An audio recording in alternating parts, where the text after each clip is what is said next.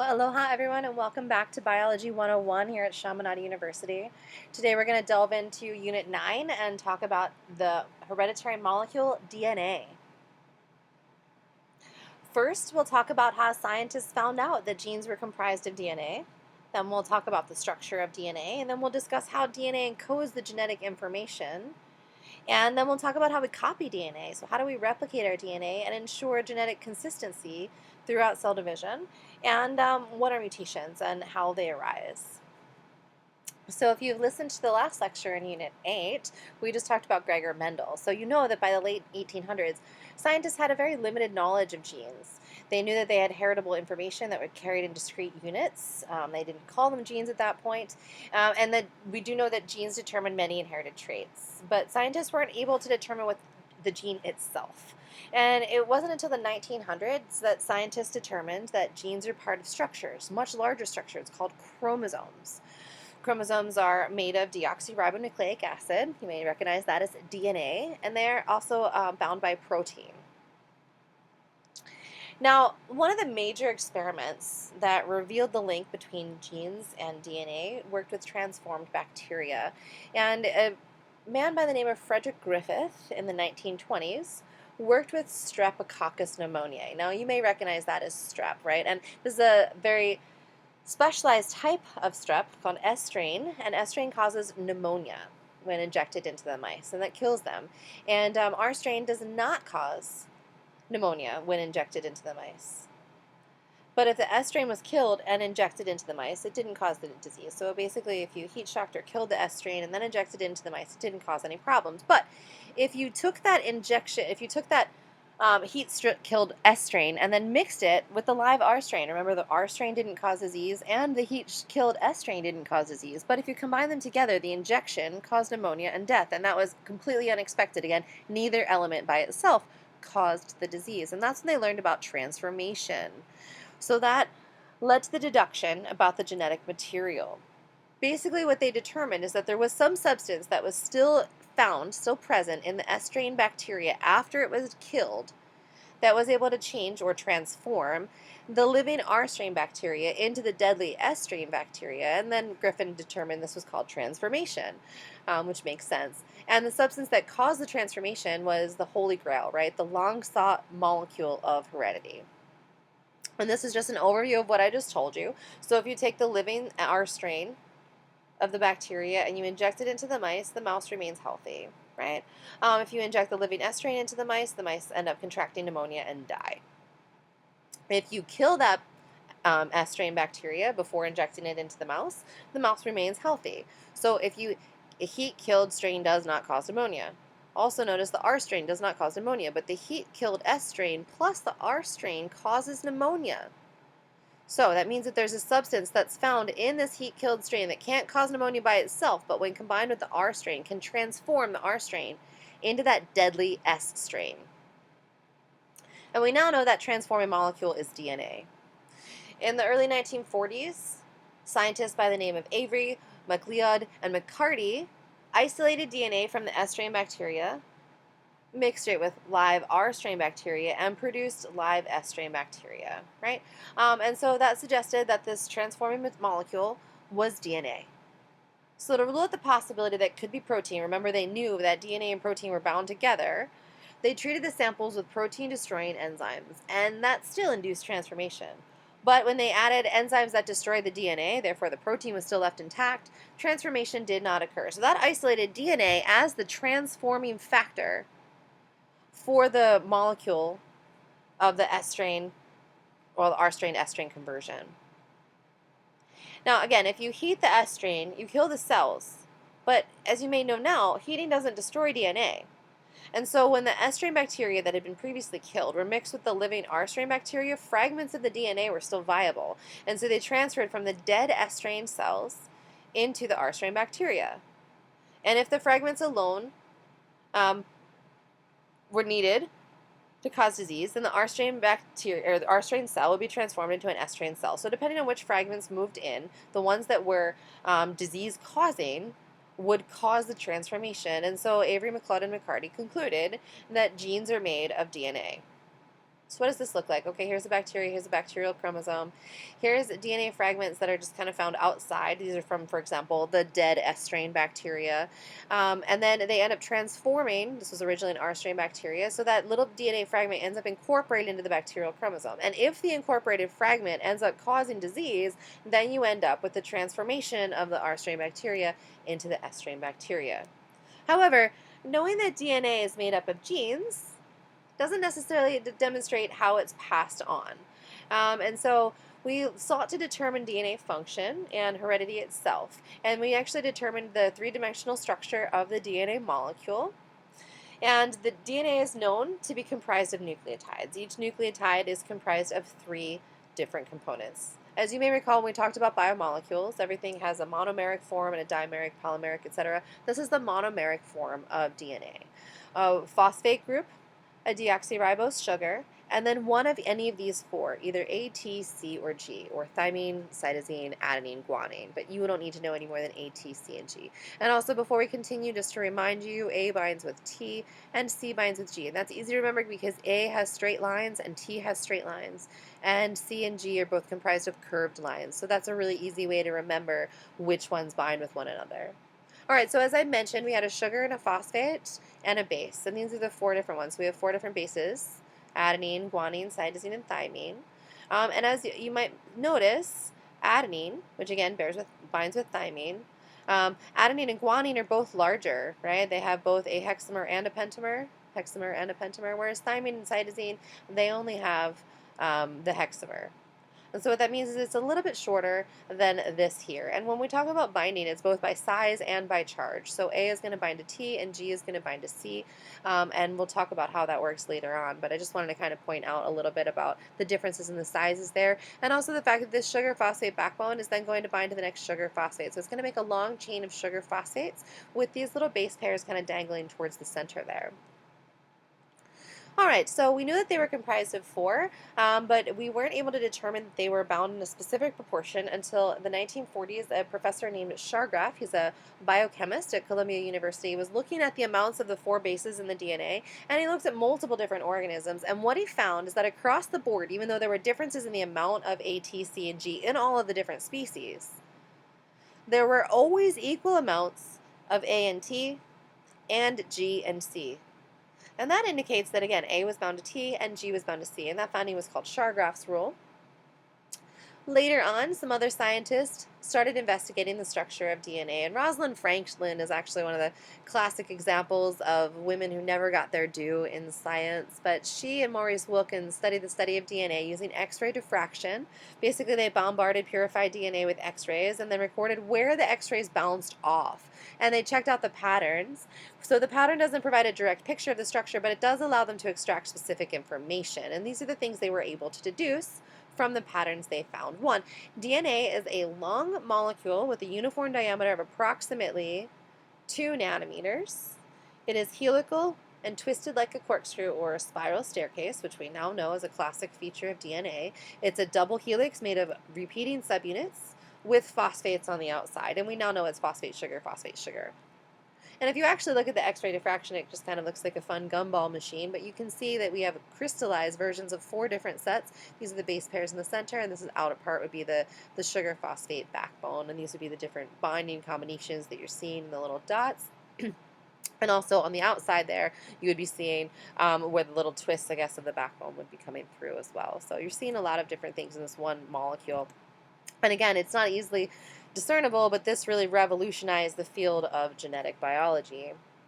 All right, so James Watson and Francis Crick, who you may know because these guys went on to glory and fame, took her data and added to it a little bit of bonding theory and deduced the structure of DNA. So they took the information that had been previously deduced and expanded that to propose that a single strand of DNA is a long polymer of many nucleotides with phosphate sugar, phosphate sugar, phosphate sugar on the backbone, with the base pairs protruding from the sugar phosphate backbone towards the center of the molecule, all oriented in one direction or the other, indicating that at one end they have an unbonded sugar and at the other end they have an unbonded phosphate.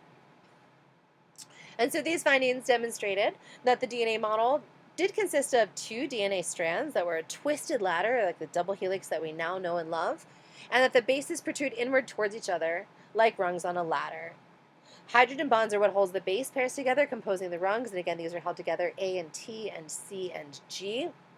And the strands run in opposite directions. They're anti-parallel. So the phosphate backbone that travels one way on one is going to travel the opposite direction on the other strand.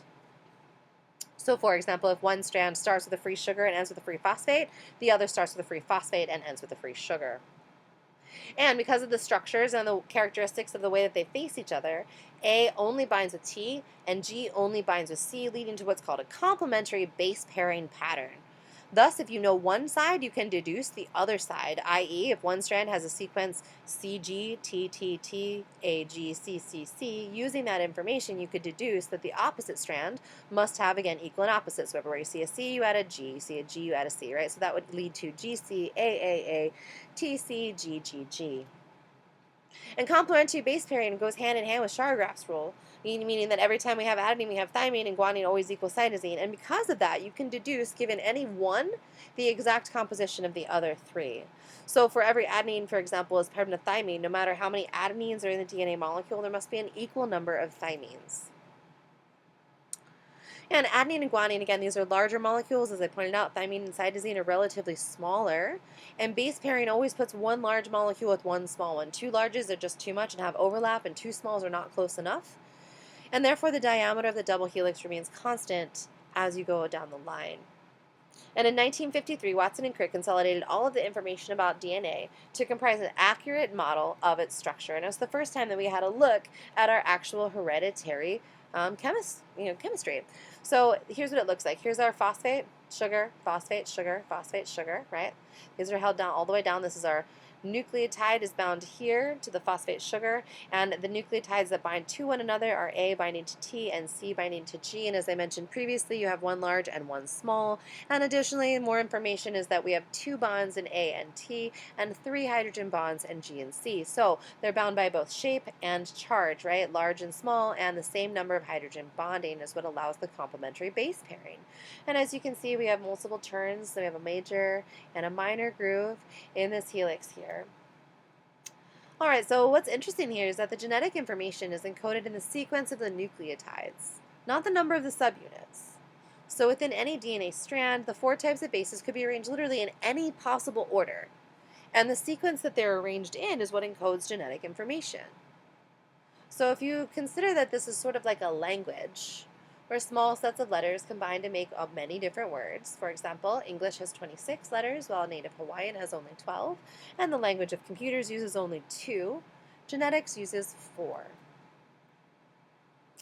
All right, so we now know that all cells come from pre-existing cells, right? That had been a cell theory since the late 1800s or mid-1800s. Basically, cells reproduce by cellular division.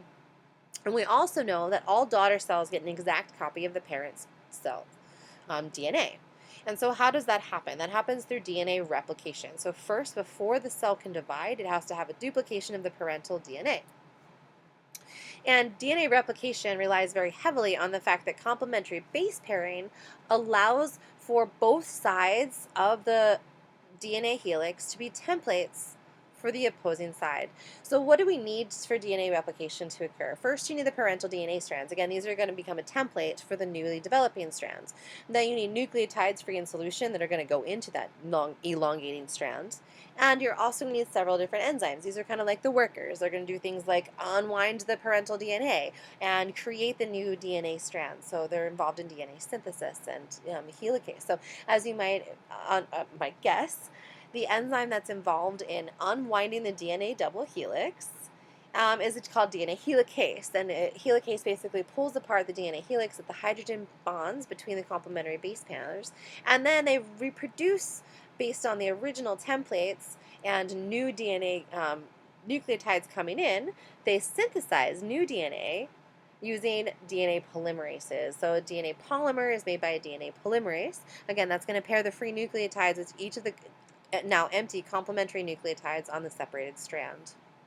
Once replication is complete, each parental strand and the daughter strand that was copied from it are going to wind together in a new DNA double helix. Therefore, every single copy is going to be comprised of one parental, one newly synthesized strand, leaving with 2 copies of the original double helix.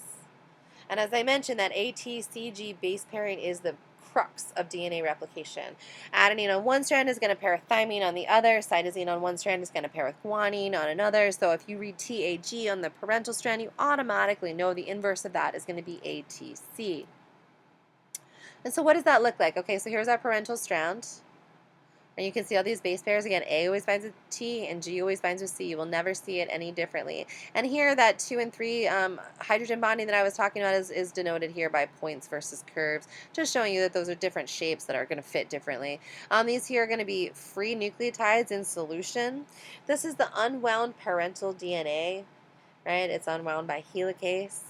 And then the new nucleotides are going to come in order and to be synthesized based on the parental strand, so based on complementary base pairing with the parental strand, leaving with each new double helix composed of one parental strand and one new strand. So again, first we start with the parental DNA strands, or the template in the helix, which then unwinds, and then the newly synthesized strands are going to be comprised of free nucleotides in solution, leaving with 2 helices of DNA at the end, each comprised of one template strand and one newly synthesized DNA strand. That results in two DNA molecules, again, each with one old parental strand and one new strand. And that's the rule of semi-conservative replication. Conservative replication would be if the new molecules were both all old in one and all new in the other. But instead, they're half old and half new.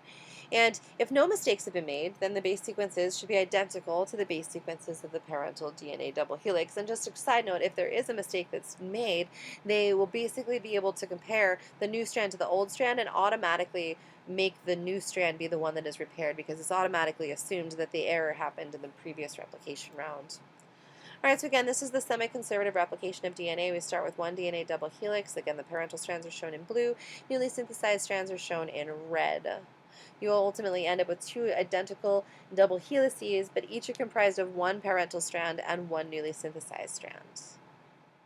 Now let's talk about mutations. Mutations happen when we end up with a change in the bases of DNA. That results in what we call defective genes, but it might actually increase their function. It just results in a change in the genes. And mutations, again, can have a varying effect on the function. Oftentimes, mutations are harmful or deleterious, and usually an organism inheriting these harmful mutations is going to die very quickly. But sometimes mutations have almost no functional effect, and they're going to be pretty prevalent in the population. They're going to be well accepted and persist from generation to generation. Now, some mutations provide an advantage, and a beneficial mutation generally tends to be favored by natural selection. And so it might become very prevalent in just a couple of generations. And this is the whole basis for evolution of life on Earth, right? There's selective pressure from the environment, and random chance variability within the population means that there might be an individual who has a mutation arise that has a greater chance of surviving in that environment, and within a couple generations, the ones that have a better chance of surviving in the environment have dominated over those that were previously king. And that's basically the basis of evolution, right? All right, but I digress. So let's talk about how we can prevent mutations. So we have very accurate replication, and we have several proofreading procedures, so that generally produces nearly error-free DNA. So if you consider that polymerase mismatches approximately once every 1,000 to 100,000 base pairs, which is pretty fantastic, right? If you picture that you were copying one textbook by hand to make another textbook, you would probably make a mistake more often than once every 1,000 letters, right? Anyway, from there, the completed DNA strands actually contain way less mistakes, right? Approximately only one mistake out of every 100 million to 1 billion base pairs. That actually amounts to less than 1 error per chromosome per replication. Although if you think about it, that amounts to approximately 1 error per chromosome per replication, which means that mutations are sustaining quite often, especially given the number of times that our cells replicate within our bodies over our lifetime. The reduction in errors is actually accomplished by specialty enzymes. These are DNA repair enzymes that are responsible for proofreading. So their proofreading mechanism basically goes through and looks at each of the strands, and if it sees a mismatch, it replaces the mismatch in the daughter strand, right? Because it assumes that probably the daughter strand is the one that has just recently gone through replication, so probably that's where the error arises. And we have proofreading that occurs both during and after replication to ensure genetic consistency.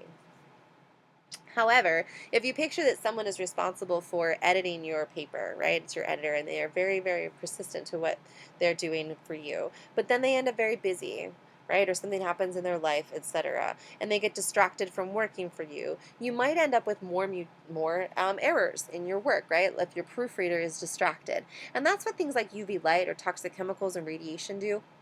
They basically alter the editing machinery so that they can increase the amount of, well, so that the end result is that you increase the amount of mutations that arise per replicative cycle.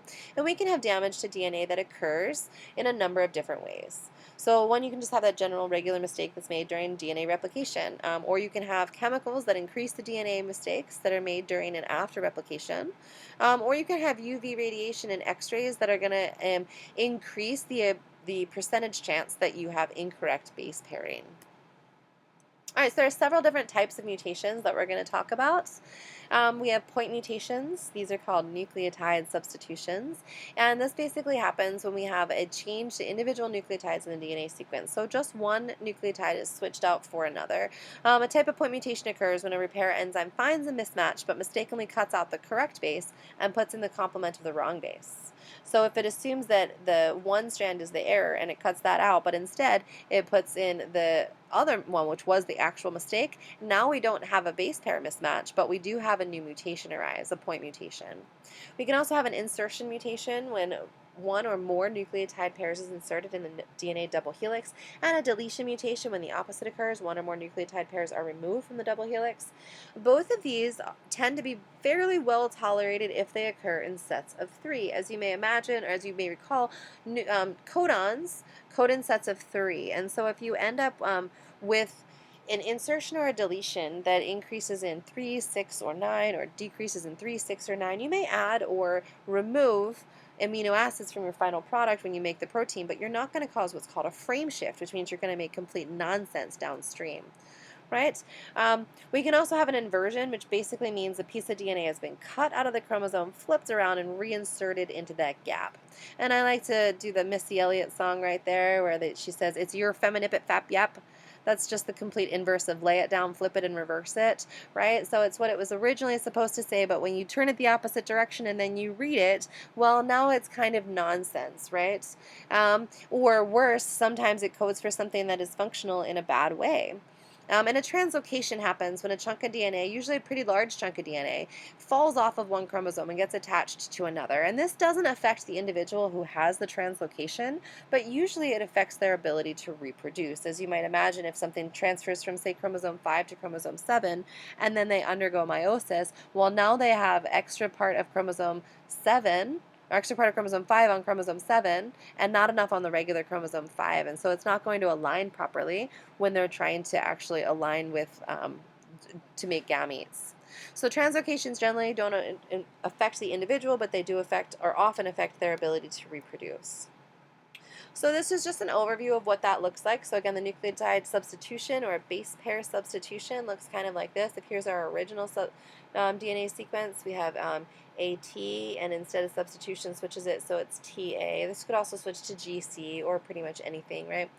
And an insertion mutation is going to pop in one or more into the DNA sequence. And if this base pair is inserted here and it's just one, it's going to cause a frame shift of everything downstream, because remember, things are read in sets of 3. So it's going to be much better tolerated if it's a set of 3, right? 3, 6, 9, 12, etc. that gets inserted or deleted. If it's much larger, or sorry, if it's not a set of 3, then it doesn't really matter what size it is. It's going to cause a frame shift. So everything downstream is going to read as nonsense, which will typically end up with a truncated protein. Right? This is what an inversion looks like. So in an inversion, we have an original DNA sequence that has a break, and it flips around. So this says lay it down, flip it, and reverse it. And now it says it's your feminipid fap yep. Right? So this is the inverted sequence. All of the information is there, but it's reversed.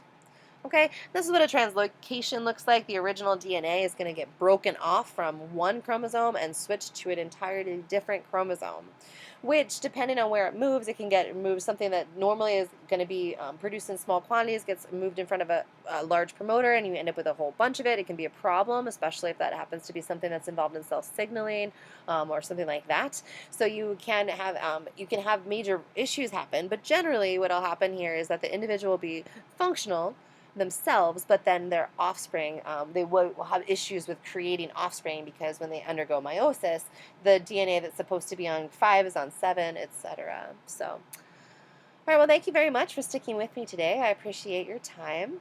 Happy studying, and we will see you next time. Aloha.